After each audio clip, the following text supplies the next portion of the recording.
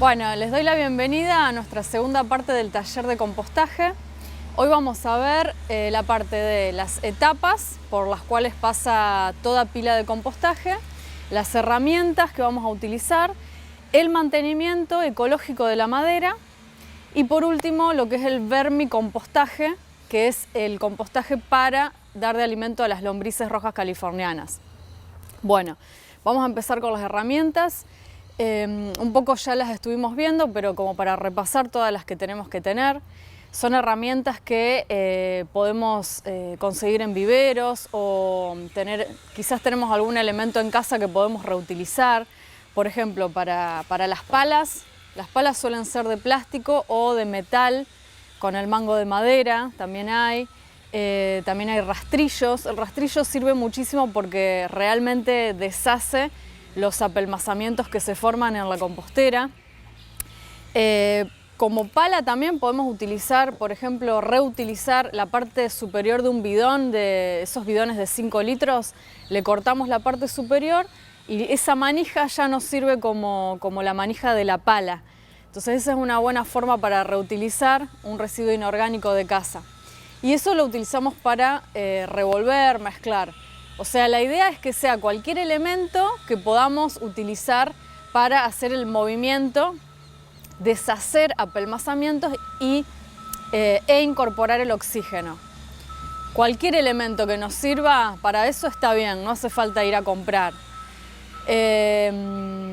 Después, las cintas de pH, que son las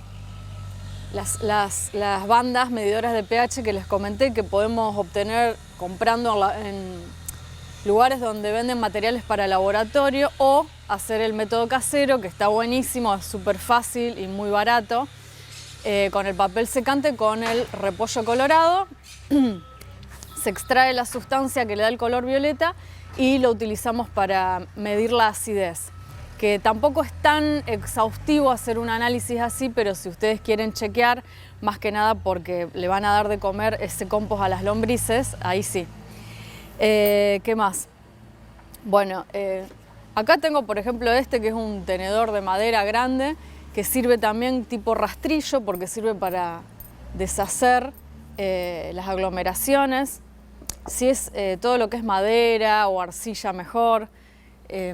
Son elementos naturales. Esta es una especie de palita también con los picos, que también nos sirven para tanto rastrillar y todo lo que sea así con forma para contener tierra, también nos sirve para dar vuelta y poder cargar. O sea, vamos a tener las palas que no tienen fondo, que simplemente nos sirven para sacar poca cantidad y romper, y otras que sí tienen fondo, que son las famosas, las conocidas como palas de carga, que pueden ser de todo tamaño.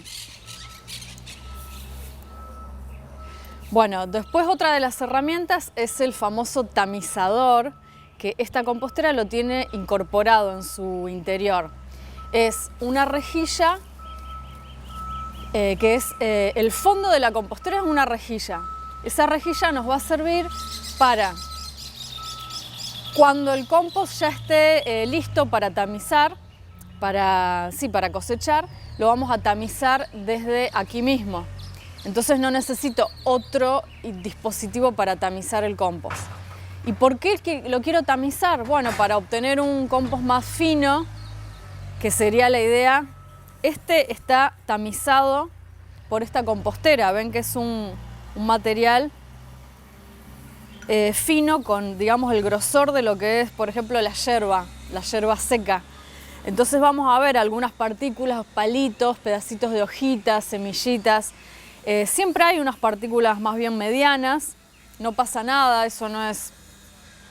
Y si lo queremos aún más fino, porque por ejemplo, para plantas de interior, quizás este material tan grueso puede llegar a no entrar en la maceta o a volcarse de la maceta, porque también es muy liviano, entonces cada vez que regamos suele desprenderse. Entonces todas esas cuestiones mejor para compost grueso tener para los cultivos del exterior. Pero para las de interior, este mismo lo volvemos a tamizar con un colador que tenga una rejilla más fina. Y eso es, digamos, a gusto personal, a gusto y uso personal. Yo recomiendo para plantas de interior volver a tamizar y ahí sí te queda como un polvillo muy lindo al tacto, y entonces agregás de a cucharadas en tus macetas de interior. Después nos puede suceder que la maceta tiene la tierra muy al ras de la superficie. Entonces decís, ¿cómo hago para incorporar compost?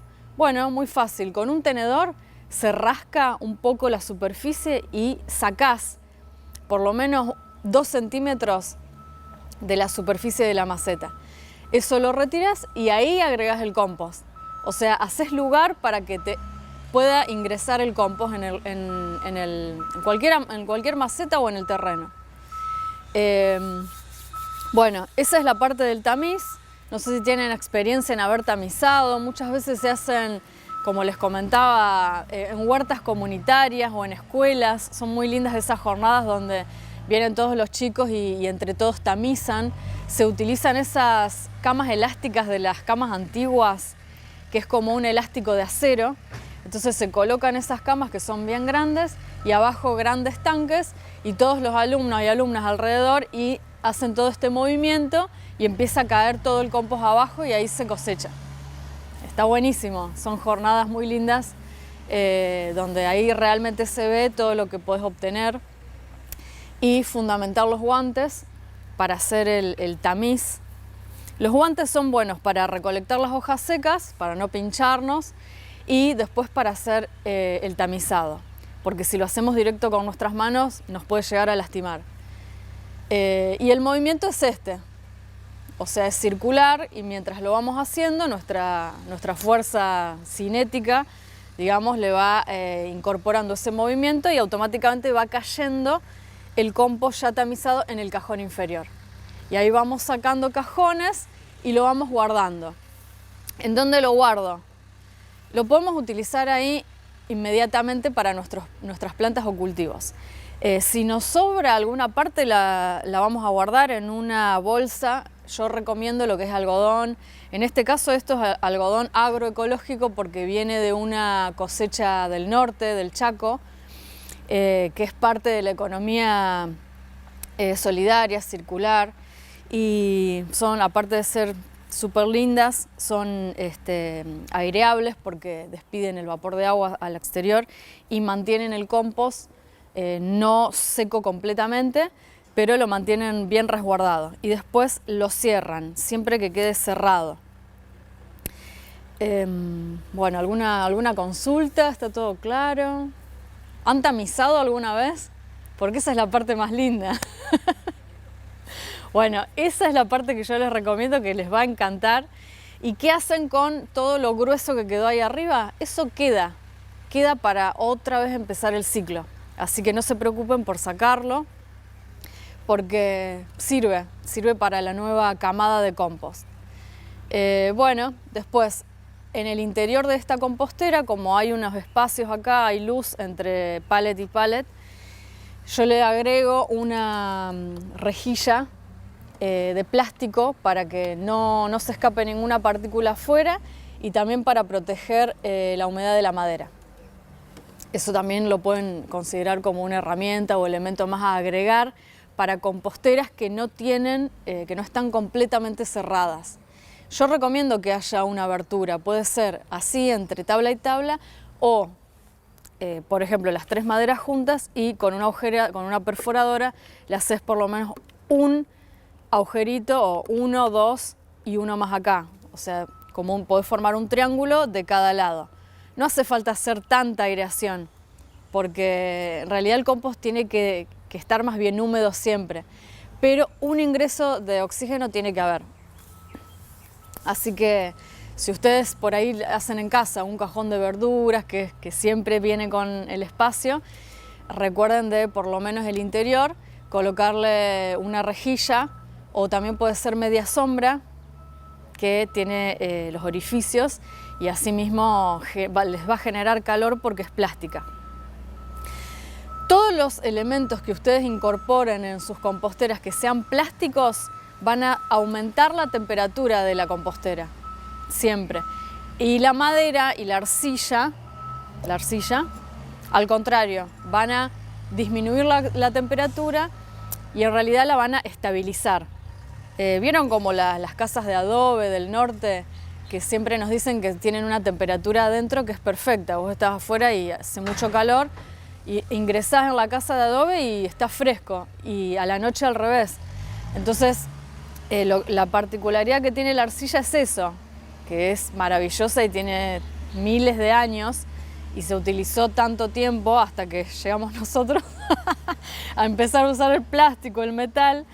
La arcilla tiene esa particularidad que genera un ambiente de temperatura estable, natural para una calidad de vida, digamos, de temperatura justa para la salud.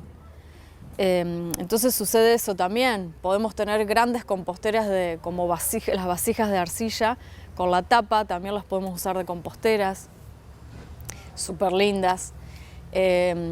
Lo único un poco pesadas, la tapa es bastante pesada, entonces utilizar materiales que sean accesibles. Por ahí cuando en casa hay niños, niñas, también pensar que ellos tienen que funcionar junto con la compostera y tiene que ser accesible todo. También me ha pasado con personas que tienen alguna discapacidad física en los brazos, que es la parte que mayormente usamos en la compostera o en la huerta. Entonces ahí también pensar en eso. Y por ejemplo, yo brindo el servicio de mantenimiento para esas personas que no pueden por ahí hacer el tamizado, más que nada, que requiere de la fuerza y del movimiento de los brazos y las manos. Entonces es un trabajo bastante manual. Bueno, hasta acá alguna consulta. Cuando se tamiza, más o menos, ¿cuántos compost brinda? Siempre depende de la cantidad que vos generes, pero si la llenas, vamos a ir a ese estadio que es la idea de que vos la llenes, podés llegar a sacar 3 bolsas de estas, ¿sí? Es bastante. Y cada una de estas te pesa entre 3 y 4 kilos, ¿sí? También depende de la humedad. Vos lo vas a sacar no tan húmedo, porque si vos querés tamizar con mucha humedad, no lo vas a poder tamizar porque se te empasta la rejilla, que es el problema que tienen las grandes plantas de compostaje con los tamizadores que son mecánicos. Se empasta el residuo cuando está húmedo sobre cualquier tipo de rejilla. Entonces hay que dejarlo medianamente secar, no absolutamente, pero unos días antes hay que abrir la compostera, sacar la carga, dejarlo secar un poco y recién ahí empezás el trabajo del tamiz. Y lo podés hacer, por lo menos con esta compostera, en 3 partes, como para no cansarte, porque te va a llevar tiempo. Bueno, y después vas sacando las cargas y las vas guardando. Y esa es la cantidad. Y después depende de si las fuiste llenando, de si fuiste comiendo cosas realmente de verduras y frutas, si recuperaste todo tu alimento, si derrochaste alimento, todo eso va a depender también del llenado de la compostera. Pero realmente sacás mucha carga. A mí generalmente me dicen que lo que logran cosechar les es suficiente y les sobra a la gente para su propio jardín. Entonces ahí es cuando empiezan a regalar o intercambiar por plantines, por otros productos. Así que realmente es bastante. Calculá que por persona se genera 1,5 kilos de residuo orgánico por día, ¿sí? En nuestra sociedad. Entonces ese 1,5 kilos se transforma en compost, pero no vas a tener 1,5 kilos. Vas a tener menos de medio kilo. Imagínate cómo se reduce. O sea, no solamente se transforma en compost con todas sus propiedades, o sea, las propiedades, la energía y los enlaces químicos aumentan porque es todo mucho más rico nutritivamente, y asimismo disminuye el volumen, que eso es re importante, porque entonces en tu casa no vas a tener que guardar tanta cantidad de bolsas de compost, y al ser concentrado, por ahí en tus plantas te sirve más que aplicarle otro tipo de fertilizante que tenés que agregar en mayor cantidad. Esto es un concentrado realmente. Y si después le agregas la lombriz roja californiana, más aún. O sea, fíjate que todo va como disminuyendo el volumen, pero al mismo tiempo aumentando la capacidad nutritiva, energética, la retención de humedad, o sea, aumenta las propiedades benéficas y disminuye el volumen. O sea que son dos propiedades buenísimas y propias de la eficiencia energética. Como se maneja la naturaleza con eficiencia. No derrocha nada, no derrocha energía, no derrocha materia y asimismo siempre está aumentando los niveles de energía. Bueno, entonces, estas son las herramientas, los elementos y ahora vamos a pasar a la parte de las etapas de toda pila de compostaje.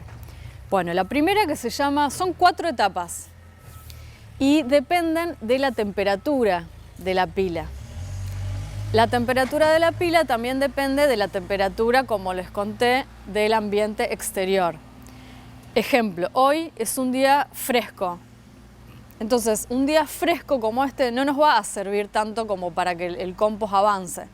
En estos días así, que son característicos de otoño y obviamente invierno, el compost se ralentiza.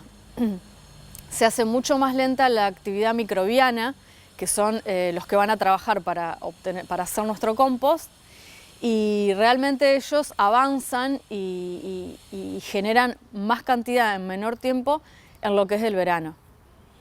En el verano realmente cuando aumenta la temperatura, por lo menos en esta zona que hay temperaturas de 40 grados a veces, ahí avanza muchísimo, lo podemos ver a eso. Y en invierno está bastante lento el asunto. Entonces, de acuerdo a la temperatura, vamos a identificar 4 etapas.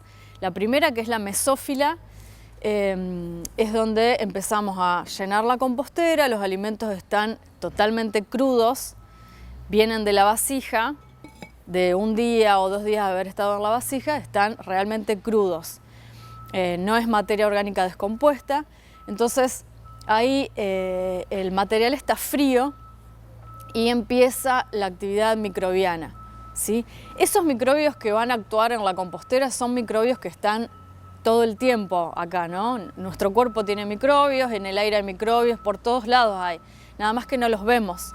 Cuando yo genero una compostera, esos microbios perciben el alimento, entonces entran y empiezan a reproducirse. Entonces es como que yo concentro un pequeño ecosistema y un pequeño sistema de microbiología que se va a reproducir, y yo puedo decir que es un sistema de biotecnología, porque es una tecnología que voy a aplicar a la vida. Entonces, esos microorganismos que por ahí me dicen aparecen solos, no es que aparecen solos, o los macroorganismos también, que son los insectos, no es que aparecen solos, están, es como las moscas. Las moscas creemos que no están, pero yo pongo una cáscara de banana y viene una mosca. No aparece sola, está, nada más que no está percibiendo algo que la atraiga. Cuando los seres vivos de la naturaleza perciben un ambiente apto para alimentarse o para reproducirse, ahí es donde son atraídos. Y eso pasa en la compostera, que es una fuente de atracción para reproducirse y para alimentarse. Entonces, bueno, la primera etapa empiezan a proliferar estos organismos que se ven, microorganismos que se ven atraídos desde el exterior de la compostera, ingresan, hasta si estuviese cerrada también ingresan por los pequeños espacios que tiene, se dan la forma de ingresar y ahí empieza la descomposición del alimento. Después viene la etapa termófila, que sería cuando termo viene de temperatura. Entonces ahí es cuando empieza a subir la temperatura porque los microorganismos empiezan a comer ese alimento de forma más acelerada y como resultado de esa alimentación generan vapor de agua, dióxido de carbono, metano, un montón de gases y ácidos que generan una suba de temperatura. Esa suba de temperatura es buenísima para el compost porque de alguna manera higieniza la compostera. Es decir, si a mí en la cáscara de huevo se escapó una partícula puede ser salmonela, esa bacteria en la etapa termófila va a ser eliminada. O, por ejemplo, no tiré carne, pero me quedó una partícula de carne sobre la tabla de madera sobre la que corté un pedazo de verdura, lo tiré y esa partícula de carne que estaba cruda y yo no la vi tenía Escherichia coli, que es otra de las bacterias que nos pueden afectar al aparato digestivo. Entonces, esa Escherichia coli va a morir en la etapa termófila, porque este aumento de temperatura que llega hasta 60 grados, es muchísimo, realmente mata todo. O sea, no quedan tampoco los insectos grandes, tampoco quedan, van a ver ustedes los caparazones de esos insectos grandes. Entonces, mucha gente por ahí se pone ansiosa de que, ay, la tengo llena de bichos, ¿qué voy a hacer? Se me van a meter en mi casa. No se preocupen que en la etapa termófila, cuando suceda y aumenta la temperatura, higieniza todo, mata a todos los bichos y queda como calma la compostera y baja el volumen, porque realmente se quemó. Hay partes que se hacen cenizas literalmente. Entonces van a ver que después de esa etapa todo se aplaca y ahí empieza la etapa que se llama mesófila 2 o de enfriamiento, que es donde todo baja y se empiezan las condiciones a estabilizarse porque bajó la temperatura. Entonces ven que toda la actividad biológica depende de la temperatura. Bueno, a nosotros también nos pasa eso, todos los seres vivos dependemos de la temperatura del ambiente externo. Y bueno, cuando empieza a enfriarse, ahí no terminó el proceso. Muchas veces se cree que ya está frío y lo veo oscuro, entonces ya está. No está todavía. Falta la etapa de maduración o estabilización del compost. Lo que sí podemos hacer en la etapa de enfriamiento, sacar el contenido e irlo embolsando, que también lo podemos embolsar en por ejemplo, cajones de verdura con la media sombra tapado, y puedo tener varios cajones apilados ahí y eso yo digo estado de maduración. Tengo el compost ahí madurando y ahí puede estar 1, 2, hasta 3 meses madurándose. Y la compostera que me quedó vacía ya me queda apta para volver a utilizarla. Entonces, ese manejo entre los cajones o cestos de maduración y la compostera para los restos frescos se complementan y tienen que estar las dos partes, ¿sí? Porque si no, en la compostera voy a tener que dejarla cerrada, que lo puedo hacer, pero no tengo otro recipiente para seguir llenando. La tengo que dejar cerrada 2 o 3 meses para que el compost se madure. ¿Y qué hago con el resto que tengo en la vasija que todos los días voy generando? Porque recuerden que la generación es constante. Quizá hay días en donde generamos menos, pero siempre va a haber algo que generemos, todos los días. Entonces, liberar la compostera, mantener bolsas, cajones, siempre tapados en la etapa de maduración, ¿sí? En un lugar que esté fresco, que no esté al sol, que sea seco. Y bueno, entonces esas son las 4 etapas. Una pregunta. Sí. Cuando vos decís que sacás y lo pones en un cajón de verduras, ¿eso lo tamizás para sacarlo? Sí. Lo ideal es tamizarlo para sacarlo, exacto, claro. Sí. Porque primero que ese resto grueso no te va a servir y te va a ocupar mucho lugar en esos cajones. Y acordate que acá todo tiene que ser como ajustado, eficiente, de no ocupar lugar o ocupar el mínimo lugar, para que también vos no tengas que trabajar tanto y tener un espacio gigante para poder compostar. Entonces, primero lo tamizás y lo que sacás lo mandás a maduración. Está buena la pregunta. Claro, porque digo, por ahí uno empieza hace unos meses, empezaste, pero vos seguís tirando cosas al compost. Entonces hay cosas que están en distinto estado. se quiere. Algunas están ya más pequeñas y las podés tapizar, eso lo vas sacando y lo vas acopiando. Exacto, tal cual, tal cual, tal cual. Y lo grueso que te queda acá te queda para siempre. El grueso no se saca nunca. Claro. Te queda del lado superior de la rejilla y queda ahí. Claro. Hasta que vaya desprendiéndose. Más dura o más grande. Claro. Y otra pregunta que yo leí en varios lugares, para empezar el compostaje necesitas un puñado de tierra. Ah, Sí. sí. ¿Es necesario? No es necesario, pero no hace mal, digamos. ¿Por qué? Porque ese puñado de tierra, ¿qué tiene? Microorganismos. Claro. Entonces es como un pequeño incentivo, un pequeño plus de microorganismos para que arranque la actividad microbiana y ahí empieza el compost. Pero no es necesario porque empieza igualmente la actividad microbiana. Con que vos, cuando vos vacías la vasija, en el mismo instante vienen los microorganismos a trabajar. Pero eso sí se puede hacer. Bueno. ¿Porcentaje que hay que ponerle de compost, por ejemplo, a las plantas y demás? Es un 30% de compost y un 70% de tierra común. Esa es la proporción para tus plantas de interior, de exterior o cultivo en terreno en la huerta. Siempre considerar eso. Y de humus de lombriz vamos a ver ahora que es menos cantidad, es un 20% de humus de lombriz.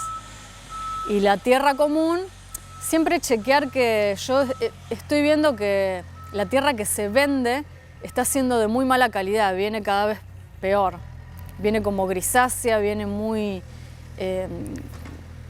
como de polvo, no viene color marrón o negra, viene muy mineralizada. Entonces, por ahí yo pienso que es mejor poner un poco más de compost y no comprar esa tierra y realmente conseguir, para llenar ese 70% de tierra, conseguir una tierra buena. Porque la que veo que se está comercializando no es buena. Es cada vez viene lavada y es más, cuando la mezclas con el compost no se mezcla porque viene muy lavada y mineralizada. Es como un talco color gris que se nota que no tiene nutrientes. Así que siempre chequear nuestras plantas, que quizás tengamos algunas que durante mucho tiempo no recibieron ese nutriente de compost. Entonces la tierra se empieza a gastar, se empieza a lavar, se erosiona, se parte.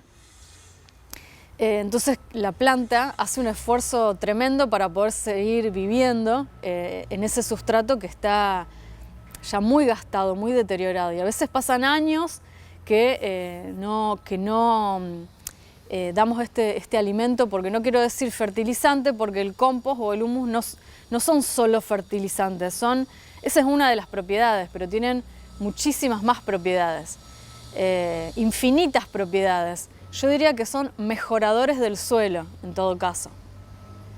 Entonces, siempre chequear en casa las plantas que nunca les hemos agregado compost, ¿sí? Tener en cuenta eso. Y cada cuánto se aplica, bueno, lo podés hacer una vez al mes. Por supuesto, antes de cada estación del año, cuando empieza el recambio de estación, ahí también incorporar el compost o el humus de lombriz. Cosa de darle una fortaleza a la planta para que empiece la nueva estación. Y ni hablar el invierno cuando las condiciones son más extremas o el verano también.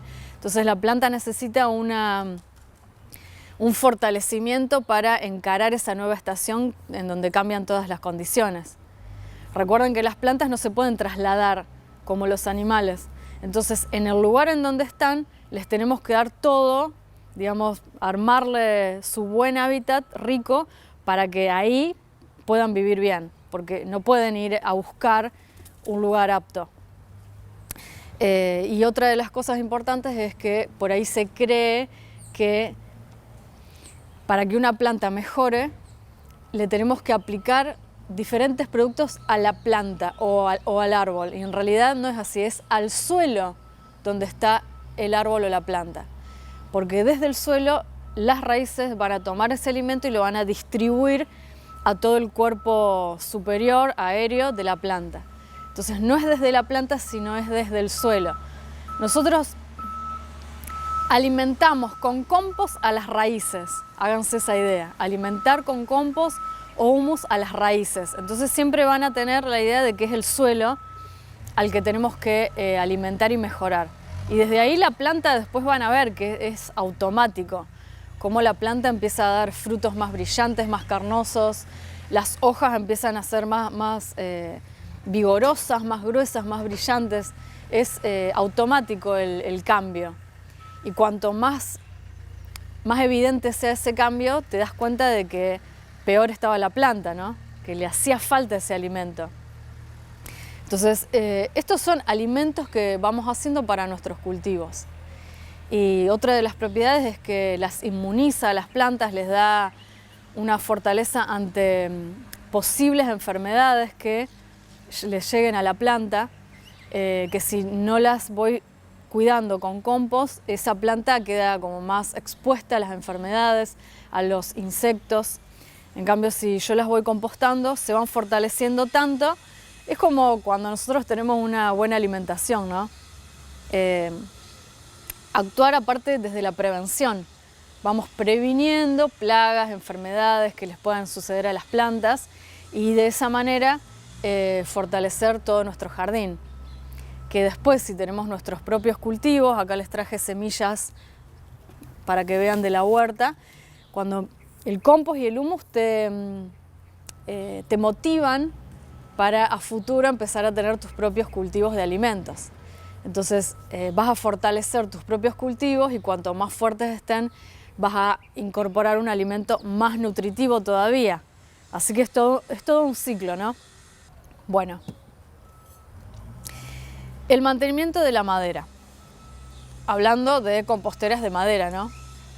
Esta compostera, este material que es la madera, yo siempre digo que es un ser vivo, por supuesto, por más de que haya sido, o sea, ya no es parte del tronco de un árbol, pero igualmente todavía contiene la energía, porque como ustedes lo ven, está intacta, está fuerte, y todas esas características nos dan la idea de que sigue teniendo vida, sigue teniendo una energía que sigue vigente. Entonces, vamos a ayudar a este ser vivo a que mantenga toda esta fortaleza. ¿Y cómo lo vamos a ayudar? No le vamos a aplicar productos que sean tóxicos para ella, ni para nosotros cuando lo estemos aplicando, ni para el ambiente. Vamos a aplicar productos que son completamente ecológicos. Y tenemos varios pasos. El primero es uno que recomiendo que tenemos en casa seguro, vinagre. ¿Sí? Primero le vamos a dar una mano con un paño simplemente de vinagre, puede ser de alcohol. Le pasamos por toda la compostera con un paño vinagre de alcohol. Antes tenemos que vaciar obviamente la compostera, cepillarla, sacar los restos de partículas que por ahí quedaron metidas. Sirven también, por ejemplo, los cepillos de dientes que no usamos más para los rincones, para sacar partículas. Entonces, una vez que esté vacía realmente, vamos a desinfectar con vinagre toda la compostera y la vamos a dejar secar. En el mismo día, en un par de horas, se seca. Y ahí es cuando vamos a aplicar que es un sellador de la madera, esto es un barniz ecológico. Acá se ve blanco, pero cuando lo empezamos a aplicar con un pincel, lo empezamos a aplicar, se va a ver completamente transparente. Ustedes van a ver que se hace como una película gruesa. Entonces, este barniz lo que hace es proteger a la madera y lo que se dice sellar los poros de la madera. Porque la madera, si la miro microscópicamente, tiene poros, igual que la arcilla. Por eso decimos que respira y por eso nos permite el ingreso de oxígeno.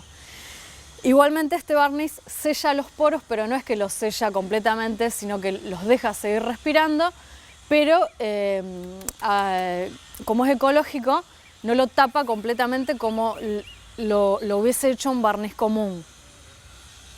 Bueno, cuando terminamos de barnizar, dejamos secar el barniz y ahí aplicamos el siguiente paso, que es la pintura. Esto es una pintura ecológica, pintura a la tiza se llama, quizás la conocen. Este color lo hicimos especial para la compostera porque nos parecía un color terracota que combinaba con la vasija, con la madera. Y simplemente se empieza a pintar. También todo lo que es pintura a la tiza tiene una cobertura muy gruesa, entonces no hace falta que hagamos tantas pasadas. Con 1 o 2 pasadas ya es suficiente porque abarca muchísimo, es bien concentrada. Y podemos agregar un poco de agua, ni hablar cuando querramos enjuagar el pincel y limpiarlo. Ese resto de agua que va a tener trazas de pintura es totalmente ecológico, no es tóxico para el desagüe y tampoco lo es para nuestra respiración cuando lo estemos haciendo. Y esto lo digo porque a mí me pasaba antes de descubrir estos productos ecológicos que realmente me preocupaba que las personas cuando hacían el mantenimiento se intoxicaban porque es muy tóxico los vapores de pinturas, de barnices, y ni hablar el thinner, el famoso thinner con el que después se limpiaba el pincel y eso después se tira al desagüe común. Entonces con toda esta impronta ecológica cambiamos, ¿sí? Y esta parte es importante porque por lo menos cada vez que hagamos la cosecha y vaciemos la compostera, ahí tenemos que hacer este mantenimiento. Es decir, cada 4, 5, 6 meses. ¿Sí? Darle ese toque, esa protección, esa mano, siempre digo yo, darle esa mano de amor, de cariño a la compostera que está formada por un ser vivo, completamente. Y cuanto más la cuidemos, más nos va a durar también. ¿Sí? Por último, cera de abeja. Cera de abeja que vamos a... Si está muy dura y seca, se pone un rato al sol y se ablanda. Vamos a tomar un poco con una esponja y simplemente la pasamos. Ven que ya va cambiando, tiene otro brillo. Y después la tenemos que dejar secar un día y le pasamos una estopa para sacar el lustre. ¿Sí? O puede ser un paño como una gamuza, una franela, un trapo de piso, esos que son más bien más peludos, más gruesos. Con eso le sacamos lustre para que no quede pelusa, ¿no? Después de las 24 horas. Bueno, ese es el último toque que le vamos a dar para proteger a la compostera. Esta es una cera de abeja con solventes de aceites esenciales, muy linda. Perdón, Caro, sí. ¿en el interior de la compostera también? Ah, buena pregunta. El vinagre es por dentro de la compostera. El barniz en toda la compostera. La pintura también la puedo pintar toda, pero simplemente yo recomiendo el interior. Y esta tapa, que es donde mayormente pega el agua y es donde se me llena de moho. Esta es la parte más importante de proteger. Ese moho lo vamos a retirar con el vinagre. El vinagre sirve para retirar el moho y no tengamos que utilizar lavandina o cloro, que es realmente me va a contaminar la madera el cloro. Entonces la ecopintura para el interior de la tapa, para el interior de la compostera, también podemos pintar el interior del cajón. Y con el barniz lo podemos pasar en toda la compostera y la cera todo también, la cera va en todo. Así que bueno, ese es un mantenimiento ecológico, también es una marca, una proveedora local, también de triple impacto, ambiental, social, económico, ecológico. La marca se llama Halnunchi, después se pueden acercar para ver toda la paleta de colores, hay muchos para elegir. Y ahora voy a pasar a la parte de las lombrices. ¿Alguna pregunta sobre el mantenimiento?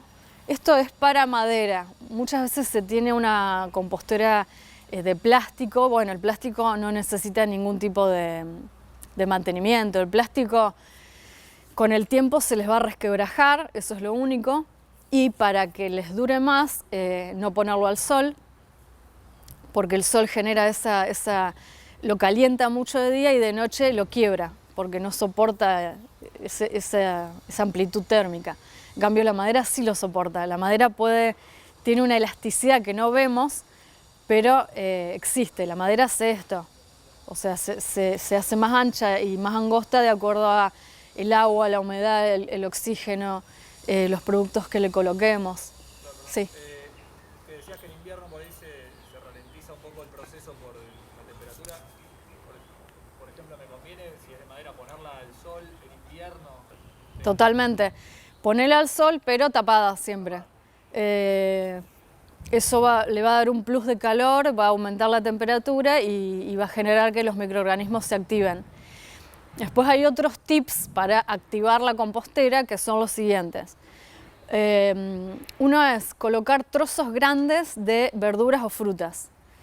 El trozo grande lo que genera es aumento de temperatura automáticamente, porque es como que se invade de microorganismos y eso genera que toda la compostera aumente la temperatura.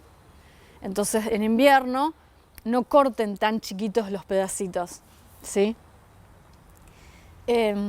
Otra es tapar la pila con una bolsa de, esto es bioplástico compostable. Entonces la podemos cortar, la abrimos y tapamos la pila con esta bolsa. Ustedes van a ver al otro día que aparece todo un vapor de agua sobre la bolsa, pero como estas son compostables, son respirables, van a dejar salir también el vapor al exterior. Entonces, ¿para qué voy a tapar con esta bolsa? Para mantener un microclima dentro de la compostera, para no dejar escapar el calor. También pueden tapar con un maple de cartón de huevo.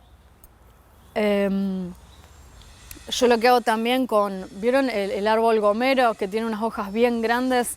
Pones 5 o 6 hojas de esas y con eso ya tapás y mantenés como el calorcito en tu pila.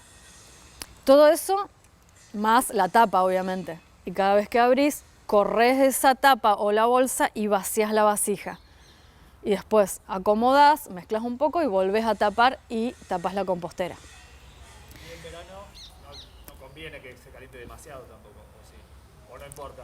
No importa. Si se calienta demasiado, mejor, porque el proceso se te va a acelerar y vas a tener antes tu compost. O sea, no hay compost que que se haya ido demasiado de temperatura, porque aparte es un límite. Llega a 60 y ahí ya está, y ahí empieza a bajar. Lo que podés hacer es triturar bien pequeños los trocitos, cosa de no levantar más, mezclarla bien. No hace falta enfriar con agua, simplemente el agua es para humedecer, no para enfriar, no hace falta enfriar. Todos esos tips de enfriar en realidad son para cuando vos tenés lombrices. El sustrato de las lombrices sí lo tenés que enfriar cuando hay demasiado calor. Pero la compostera, si hay demasiado calor, mejor, porque se acelera el proceso. Y no hay ningún animal que esté en riesgo de morir. O sea, los animales que vos vas a matar en la etapa termófila son los insectos que realmente no te sirven para la compostera. Pobrecitos, ¿no? Pero bueno, es así. Así que bueno, si sube la temperatura está bien. Y después, si ustedes tienen, por ejemplo, alguna compostera que sea una vasija como esta, pero grande, con la tapa, a esa le pueden pasar por dentro el vinagre y, en todo caso, la cera. No hace falta barnizar o pintar, porque la arcilla también tiene un deterioro con el tiempo, porque es un material totalmente natural. Ni hablar, si se cae, se rompe. Entonces, esta si se cae no se rompe, la de plástico si se cae tampoco se rompe, pero con la arcilla hay que tener más cuidado también, es muy frágil. En realidad es súper resistente, pero asimismo frágil a los golpes. Bueno, entonces voy a empezar con vermicompostaje. Acá tenemos a nuestras chicas, las lombrices. ¿Por qué se agrupan? Están buscando un poco más de calor. Oscuridad, siempre buscan oscuridad, calor, agua y alimento, obviamente. Cuando obtenemos nuestro compost, que es este, que ya está seco y madurado, estabilizado, cuando tenemos nuestro compost, ¿qué vamos a hacer primero? Vamos a ir corriendo a fertilizar nuestras plantas, que están hambrientas de hace quizá mucho tiempo. Una vez que aplicamos nuestras plantas, nos va a sobrar, seguramente, y ese compost, ustedes saben que es alimento para la lombriz roja californiana, ¿sí? La lombriz roja californiana es una especie de lombriz de tierra. Hay más de 200 especies de lombrices en todo el mundo. Esta es una de ellas. El nombre científico es Eisenia foetida. Y bueno, las características que tiene es que es muy voraz al comer alimento y muy rápida al comer alimento. Y asimismo al excretar sus heces, todo ese proceso es súper eficiente, o sea, muy veloz y muy voraz. Voraz quiere decir que come grandes cantidades en forma rápida. Esa forma rápida y esa voracidad en realidad está comparada con otra lombriz que es la común de tierra. No es que es una máquina de comer y tiene una velocidad impresionante. En realidad también es un proceso muy lento, pero como está comparada con la lombriz de tierra común, ella es mucho más lenta, ¿sí? Y mucho menos voraz con el alimento y la materia orgánica. Entonces, en realidad la roja californiana, es una especie que se aisló, que de alguna manera se domesticó y se seleccionó como una especie en Estados Unidos en los años 50 y después se distribuyó por todo el mundo con el objetivo de que comiera y reciclara los residuos orgánicos. Porque en ese momento, que después de la revolución industrial, se empezó a ver que la cantidad de residuos impresionante que empezó a haber en todo el mundo. Entonces, como un método para reciclaje de la fracción orgánica, que suele ser un 70% de nuestros residuos comunes, es muchísimo, se aisló a esta lombriz y se la empezó a reproducir y a seleccionar con este fin. Y hoy en día están en todo el mundo. Generalmente, en nuestro suelo común, que por ahí me dicen, ay, yo tengo lombrices rojas en mi casa. En realidad esa es una lombriz roja, pero es la común de tierra, no es la Eisenia foetida. Esta se consigue en emprendimientos de lombricultura, donde es también trabajada, seleccionada y criada específicamente, con un alimento específico. Se controlan los tiempos, se reproducen, luego se venden, se comercializan esas lombrices para reciclar en compost o para seguir ese ciclo reproductivo y que la gente siga vendiendo. Entra en una etapa de comercialización de pura y exclusivamente ese tipo de lombriz o para comer compost. Entonces, esa es este tipo de lombriz. Otras características es que son hermafroditas, pero no son no se pueden reproducir a sí mismas, sino que necesitan de otra lombriz que también es hermafrodita para poder reproducirse. Cuando se reproducen, se unen desde la parte del clitelio, que es un anillo como más grueso en su cuerpo, y se unen desde ahí y ahí nacen los que se llaman los cocones o huevos de lombriz. Cada cocón, que es como del tamaño de un botoncito pequeño, alberga entre 10 y 20 lombrices. Imagínense que son ultra pequeñísimas, algunas no se pueden ver. Y bueno, la camada, la cría que puede dar cada cocón, se calcula entre el 60 y 70%. ¿Por qué? Porque las condiciones no son las adecuadas para mantener algo que es tan pero tan frágil. Entonces, bueno, esa es una de las características. Otra es que todo el cuerpo de la lombriz está dividido en anillos. ¿Vieron cuando dibujábamos las lombrices que les hacíamos rayitas? Bueno, esas rayitas representan un anillo, tienen 10 anillos en su cuerpo y, por decirles, el primero indica la parte de la boca y el último indica la parte que va a excretar del aparato excretor va a excretar el humus de lombriz. Todos esos anillos están en todo el cuerpo de la lombriz y representan un aparato o sistema o una función diferente. Circulatorio, riñones, pulmones, nervioso. Generalmente podemos decir que la lombriz necesita siempre un ambiente húmedo, bastante húmedo. No acuático, o sea, no son lombrices acuáticas, son lombrices de tierra. Entonces, pero de tierra húmeda. ¿Por qué húmeda? Porque su cuerpo necesita todo el tiempo humedad para lubricarse. Si bien tiene glándulas que todo el tiempo lubrican su cuerpo con aceites naturales, pero asimismo necesitan la humedad para poder trasladarse en el sustrato. La lombriz está siempre en movimiento. Entonces, si yo la pongo sobre compost o tierra seca, muere, porque no se puede trasladar, básicamente. Y encima se le seca el cuerpo, que tiene que estar todo el tiempo lubricado. Entonces, esto lo aclaro porque por ahí se exceden de humedad y no es una lombriz acuática, es una lombriz de tierra, pero de tierra húmeda.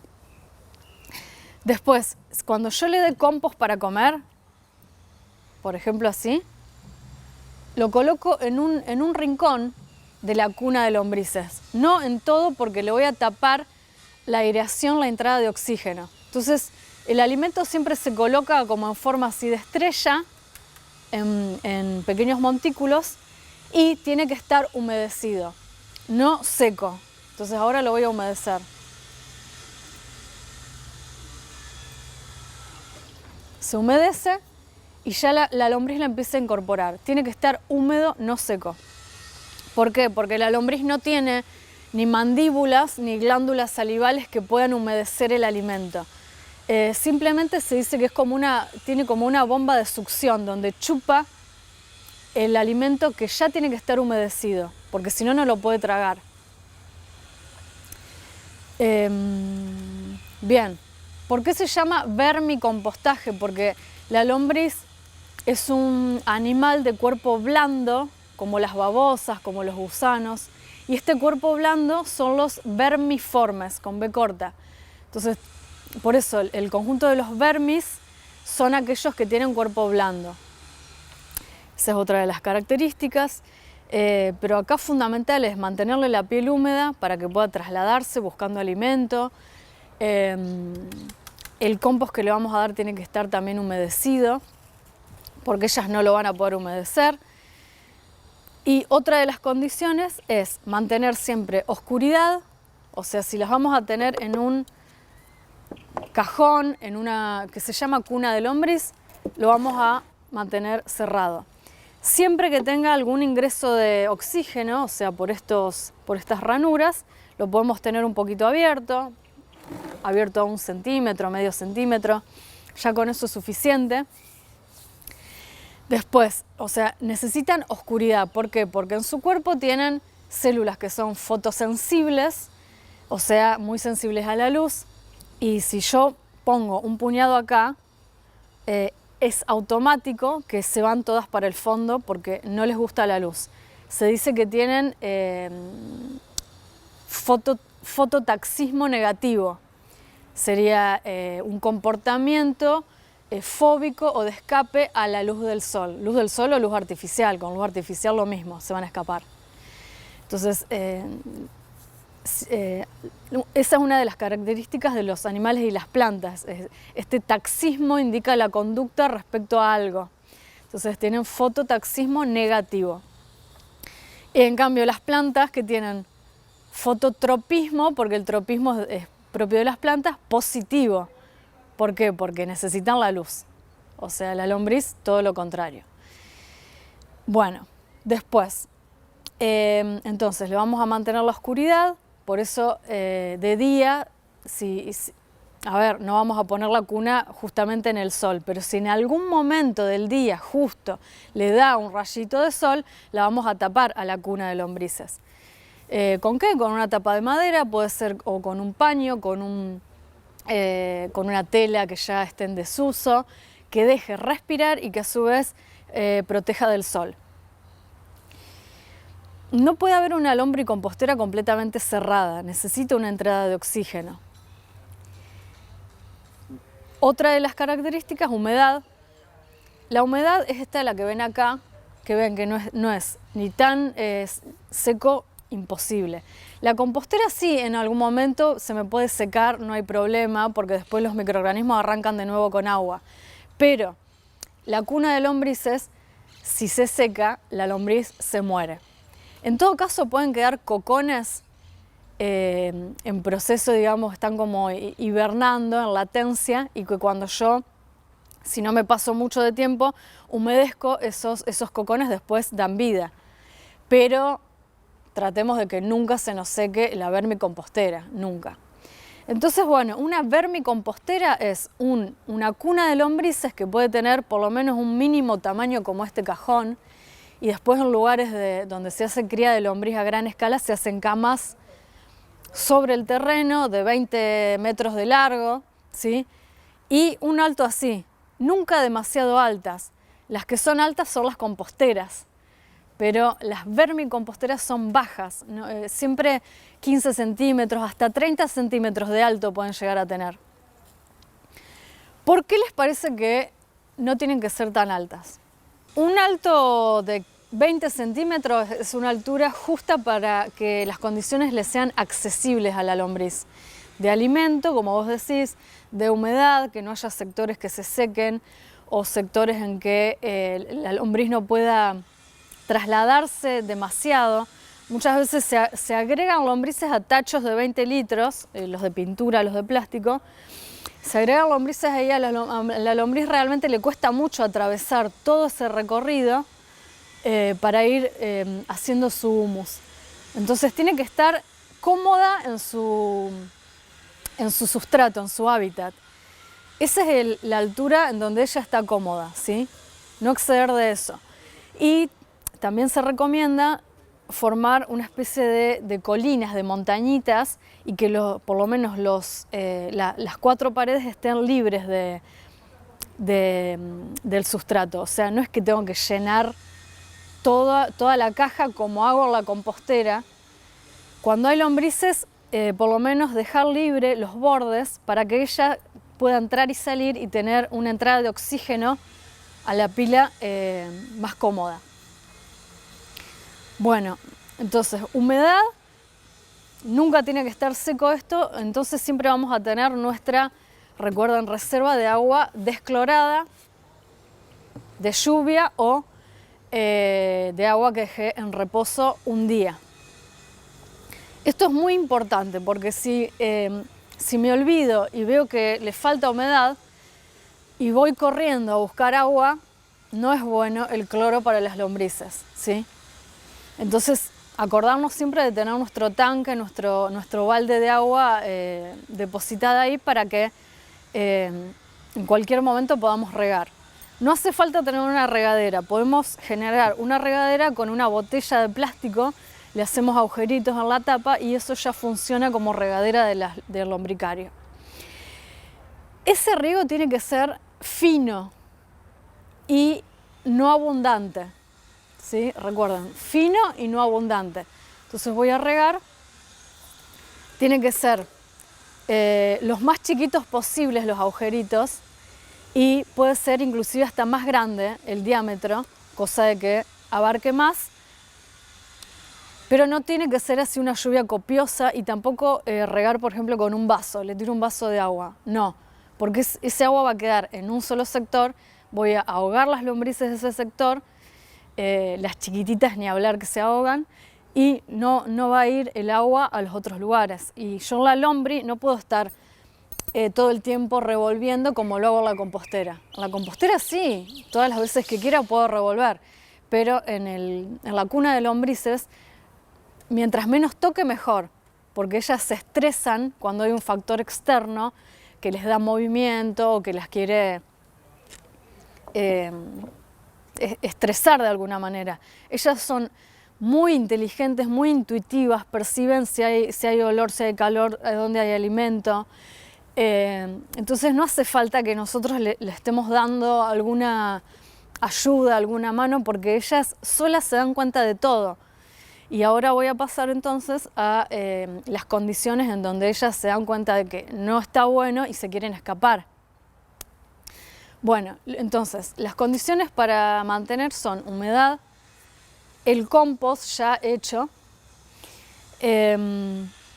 la oscuridad, la oxigenación y el recipiente que tenga estas características. Si es de madera, mejor, porque la madera va a absorber el exceso de humedad.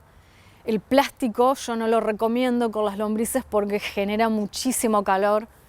Tuve una experiencia con telgopor malísima que levantó muchísima temperatura, no era verano, y levantó tanta temperatura que las lombrices empezaron a escapar. Así que nunca tengan lombrices ni en telgopor ni en plástico.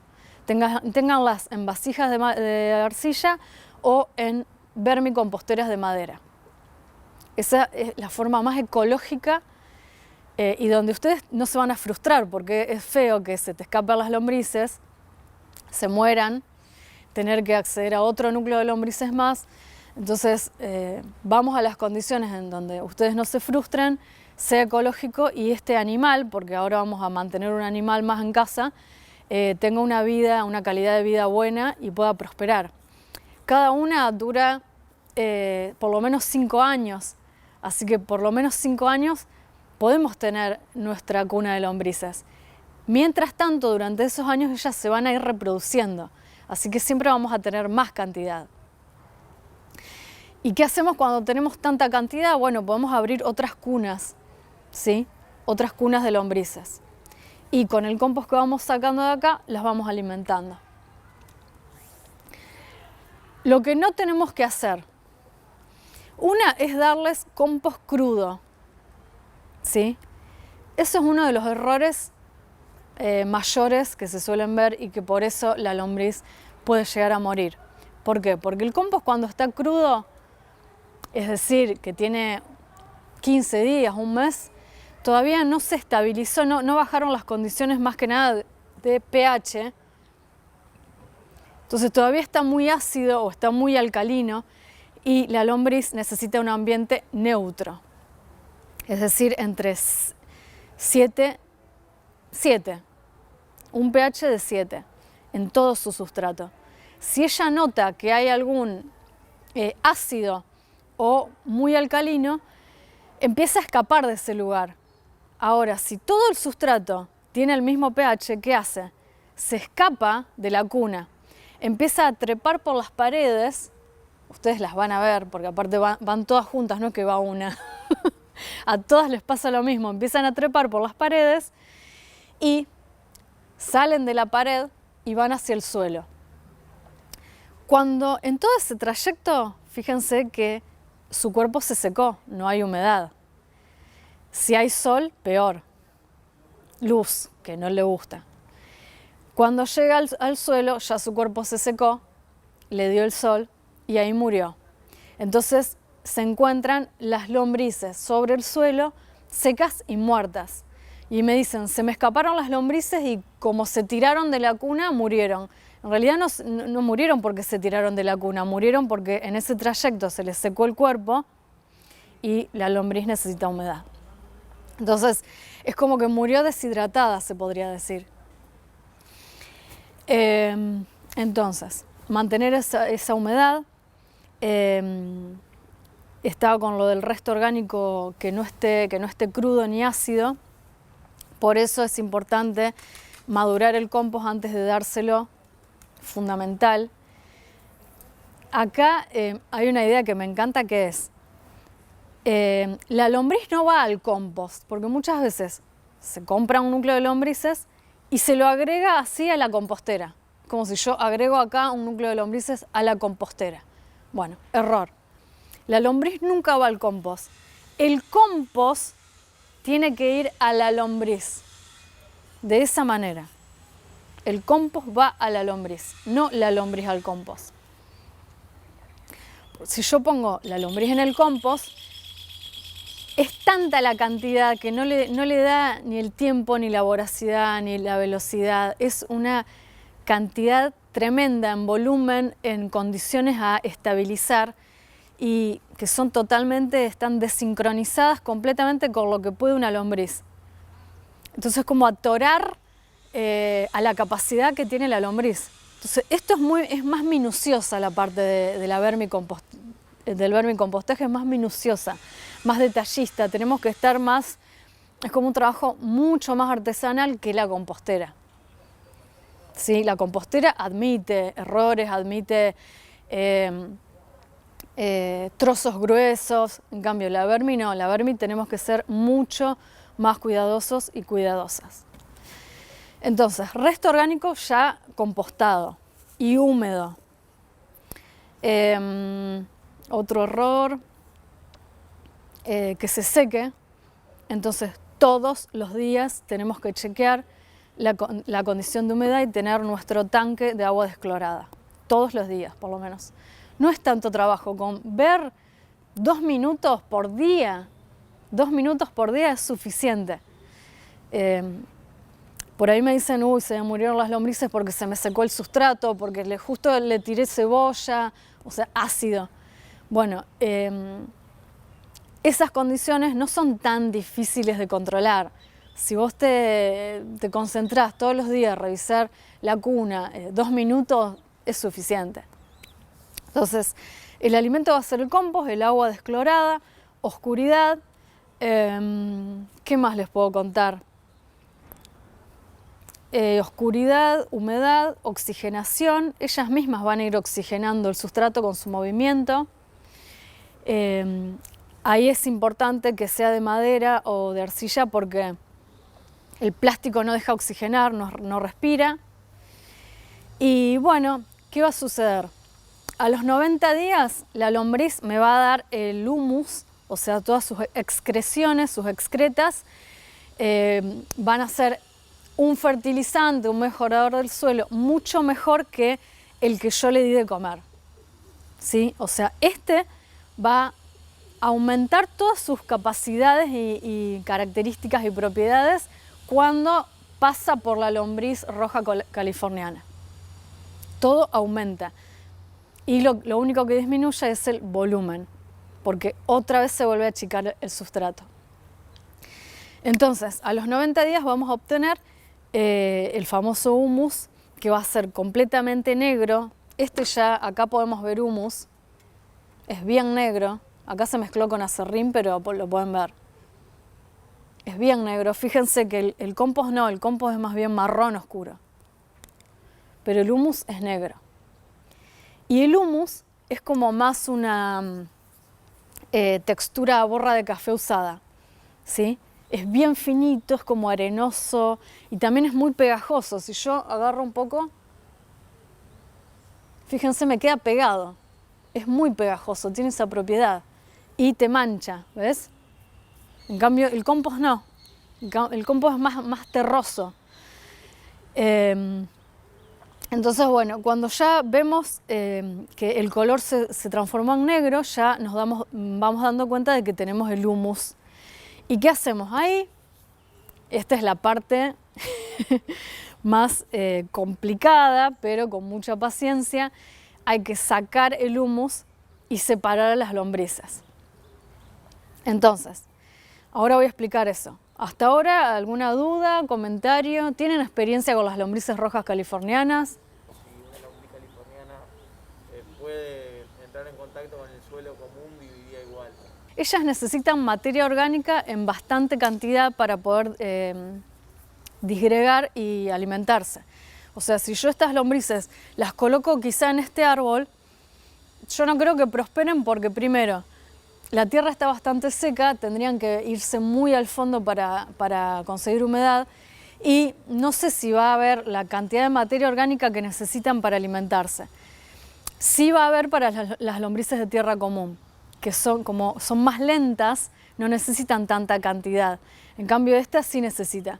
Por eso cuando la aislaron, la seleccionaron y la criaron de manera que coma grandes cantidades de restos orgánicos. Eso solamente se da en un ambiente que esté antropizado. Necesitas humanos y humanas que estén generando estas camas de lombricultura, lo que se llama la lombricultura. Mira, en un cajón como este, imagínate que esté lleno, ¿no? Vos colocas, ahí puse una porción, vamos a poner otra porción en otro rincón. Y con eso es suficiente, por lo menos para 2 o 3 días. ¿Sí? O sea, sería 1/4 del lugar, del espacio en donde ellas están, cada 2 o 3 días. Imagínate, tenés que chequear el alimento 2 veces por semana. 1 vez por semana es mucho tiempo que las tenés sin alimento. Por lo menos 2 veces por semana chequear alimento y darles alimento. Y vos vas a ver directamente que el alimento empieza a desaparecer, no lo ves más, ¿sí? Y vas a empezar a ver que que ya está hecho humus, que ya tiene esta textura, y el alimento que vos le diste, que era como más gruesito, ya no está. Es decir, la lombriz pasa 8 veces por el mismo alimento, o sea, lo digiere 8 veces. Bueno, eso. ¿Alguna duda? Esa es la parte de alimentación. En la cuna de la lombriz se van las lombrices y el alimento. No hay otra. Exacto. Nada más. Y humedad. ¿Y vos fácilmente reconocés y separás el humus después? No. Hay que sacar a las lombrices del medio, digamos. Es así. Tenés dos métodos para hacer la cosecha de la lombriz roja californiana y la cosecha del humus. O sea, vos haces este emprendimiento de lombricultura, ¿para qué? Para cosechar lombrices, para poder reproducir lombrices y comercializarlas, que se hace eso, o para cosechar el humus y cultivar, aplicarlo en tus cultivos como un mejorador del suelo. Generalmente lo que hacemos nosotros, los agroecologistas, es cosechar el humus para poder mejorar nuestro suelo. Entonces, ¿qué hacemos? Sacamos todo el contenido de la cuna y lo ponemos sobre una lona, una bolsa, una tela en el sol. Tiene que ser un día de sol. Eso se llama la trampa por sol o cosecha por sol. Como nosotros sabemos que la lombriz es fotosensible, ¿qué va a hacer la lombriz? Va a escapar del sol, va a buscar siempre la oscuridad. Si nosotros tenemos la cuna al sol, siempre la parte de la superficie, lo que está más arriba, va a quedar liberado de lombrices. Entonces, con la pala vamos sacando, ¿sí?, y apartando toda esa franja que la lombriz nos va liberando, porque ella va a empezar a escapar hacia abajo buscando oscuridad. Podemos hacer una especie de montaña también, para que sea más fácil, y vamos sacando desde la punta y poniendo en otro recipiente el humus cosechado. Después van a ver que todas las lombrices se van a ir a la base de la montaña, entonces ahí tomamos toda esa cantidad y la volvemos a la cuna, y ahí el proceso comienza de nuevo. Esa es con sol, y la otra es la famosa trampa de alimento. Pero la de alimento es mucho más estresante para la lombriz. Y la lombriz, ustedes piensan que es muy sensible a todas las condiciones de estrés. Entonces, yo prefiero hacerla del sol. La del alimento es así. Tiene que estar por lo menos 15 días sin alimentarla. Es bastante, tenés que pasar. También te va a costar a vos estar 15 días sin alimentar a las lombrices. Entonces, claro, al día número 16 le colocas alimento. ¿Qué van a hacer las lombrices? Que están desesperadas por comer, van a ir todas hacia el alimento. Entonces ahí, cuando van hacia un rincón, te despejan el humus que está del otro lado y directamente lo sacás. O al revés, sacás las lombrices con el alimento y dejas el humus en ese lugar. Esa es más agresiva, me parece a mí, para la lombriz. Bueno, cuando yo les digo esto, es más agresiva para la lombriz, es más estresante para la lombriz. Quizás las adultas soporten todas esas condiciones, pero las muy chiquitas, las bebés, directamente mueren. Mueren con el sol, mueren con la falta de alimento, mueren con el exceso de agua, mueren con la sequedad, mueren con un resto orgánico ácido. Entonces las que mayormente vamos a proteger van a ser las chiquititas. Algunas no las vamos a ni siquiera poder ver, porque muchas veces revisan la cuna y dicen, ah, pero tengo un montón de lombrices, voy bien. Sí, las que vos ves que ya son adultas, pero las que son muy chiquitas necesitan condiciones extremas de cuidado. Entonces por eso insisto tanto en hacer bien el proceso, porque ya tengo mucha experiencia de haber visto y hecho yo también condiciones con error que siempre terminan mal. Entonces por eso, bueno, cuidar este animal que realmente es maravilloso. Es para mí como las abejas porque son animales súper eficientes energéticamente, todo lo transforman en algo súper nutritivo, no ocupan espacio, son higiénicos, o sea, son realmente dos especies maravillosas para nuestra vida. Bueno, y este es el humus de lombriz líquido, que después se pueden acercar, no tiene olor. ¿Por qué no tiene olor? Porque es neutro. Acá, recuerdan, no hay ácidos, no hay alcalinidad, todo tiene un punto justo neutro. ¿Cómo hacemos este humus? Se llama té o humus líquido. Tomamos una bolsita de algodón, colocamos, obviamente el humus que está arriba no tiene lombrices porque está en contacto con el sol.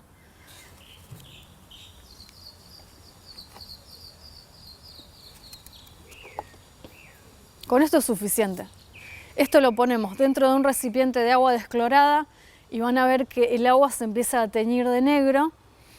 Y a los 2 días ya está listo para envasar y pulverizar la parte aérea de nuestras plantas. Esto sirve mucho también para las plantas de interior que por ahí no tienen espacio para el humus sólido. Y pasamos por todas las hojas y eso les da inmunidad, fertilidad, etc. Cuando dejamos reposar, esto sería como un saquito de té de humus, cuando lo dejamos reposar en el agua se aplican también movimientos para meter oxígeno dentro del agua, porque si vos lo dejás reposar y no movés el agua, empiezan a aparecer las condiciones anaeróbicas que les expliqué. Entonces ustedes un día van a ver un olor feo. Ese olor feo es que como no moviste el agua, la condición empezó a ser anaeróbica. El olor te va a hacer dar cuenta de todo. ¿Cómo movemos el agua? Simplemente si es un balde con una rama, hasta que se haga un buen remolino profundo. Tenemos que llegar a ese momento. Que revolvés y se hace como un remolino profundo. Ahí estamos metiendo oxígeno hasta el final. Eso hacerlo 3 o 4 veces al día durante 2 días. En emprendimientos grandes de lombricultura, eso no se hace en forma manual, obviamente, sino se aplican las bombas de oxigenación de las peceras, bueno, de todo tamaño. Entonces eso oxigena todo el tiempo el líquido. Bueno, eso es, ven que nosotros en casa obviamente vamos a hacer todo así, en forma manual, detallada, artesanal, pero eso también es una linda práctica. Y les quería decir que el humus, una vez cosechado, no está listo, lo tenemos que estabilizar, así como hacemos como el compost. Entonces, y es el mismo proceso, lo vamos a estabilizar en bolsas que sean respirables, por lo menos 1 o 2 meses, en la oscuridad, en un lugar fresco y seco, y después ahí sí ya está apto para utilizarlo en nuestros cultivos. La proporción es un 20% de humus y un 80% de tierra común. ¿Sí? Recuerden que el compost es un 30%.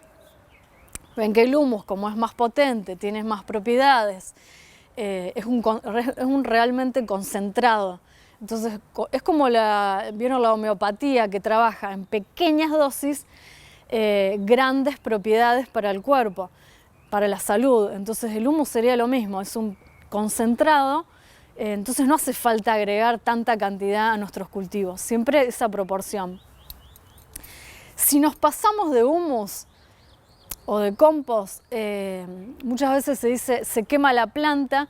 En realidad no es que se quema la planta, en realidad es que el humus o el compost retienen tanta humedad que las raíces se terminan pudriendo del agua.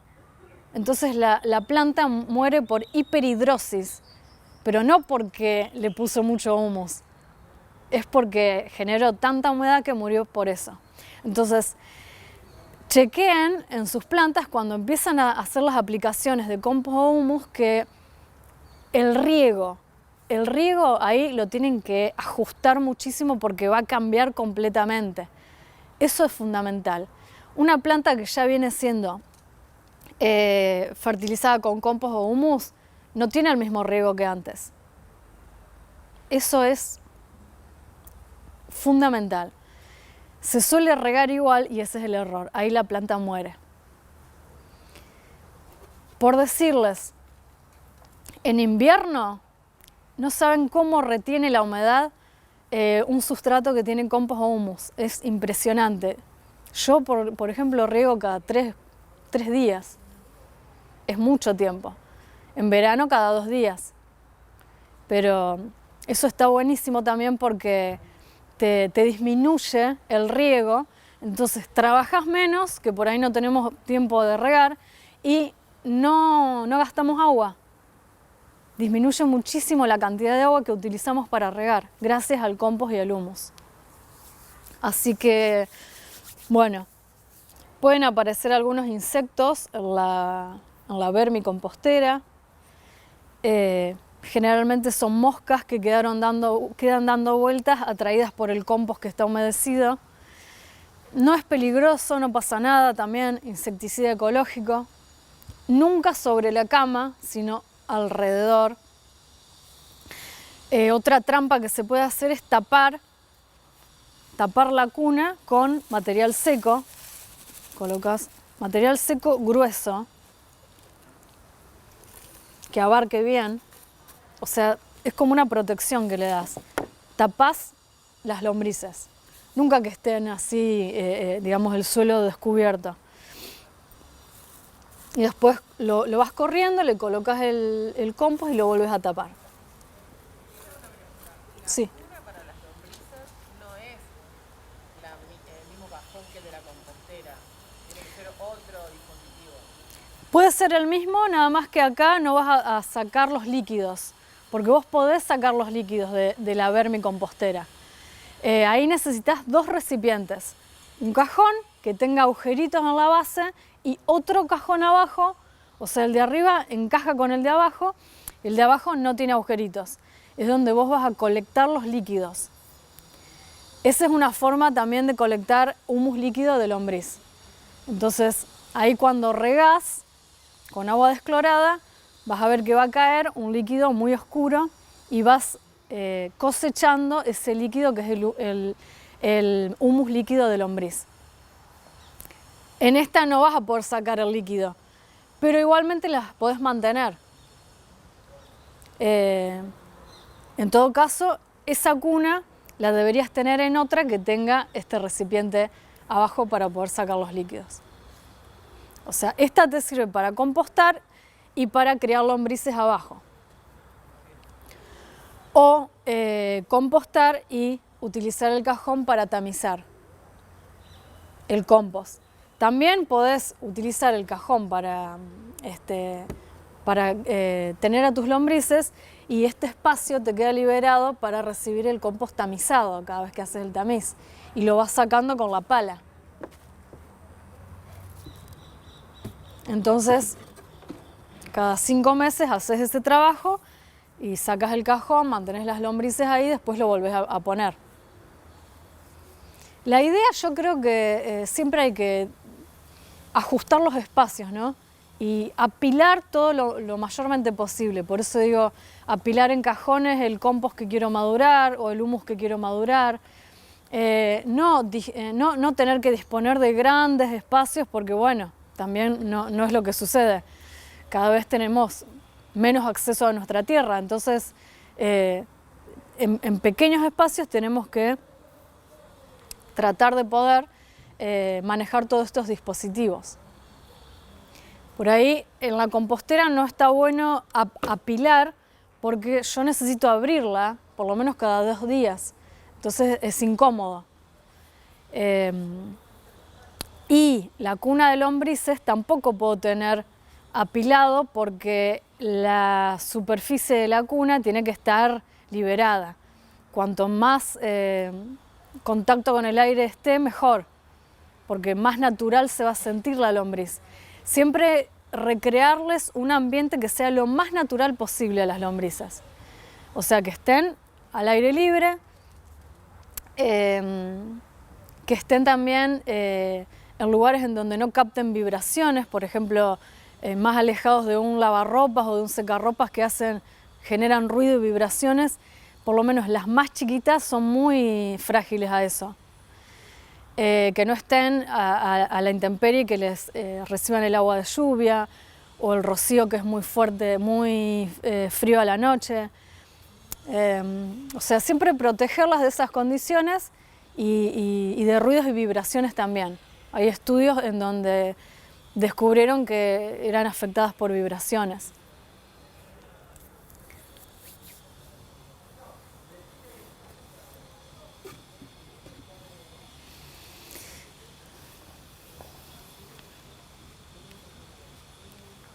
Bueno, ¿alguna otra pregunta, comentario? Acá en la facultad la parte de las lombrices todavía no está implementada. Vamos a ver a futuro. La idea primero es obtener este compost, ¿sí? Distribuirlo, darle a estos árboles. Obviamente cuando es un árbol necesita grandes cantidades, ¿no? Por lo menos 3 bolsas de esta. Al césped también se le puede aplicar compost. Toda planta necesita ese alimento. Bueno, si no hay comentarios y dudas, les agradezco muchísimo gracias, que me hayan acompañado. Espero realmente que sea una experiencia en la facultad hacia una universidad sustentable, como decimos. Es súper importante este camino y esta transformación, que podemos estar con nuestra voz, con nuestra palabra y con nuestros materiales, y que, bueno, que muchas personas se puedan sumar y puedan entender este funcionamiento y obtener esto que es nuestro futuro alimento, porque va a ser el alimento de nuestros cultivos y plantas. Así que, bueno, feliz, agradecida y nos estaremos viendo. Gracias por estar.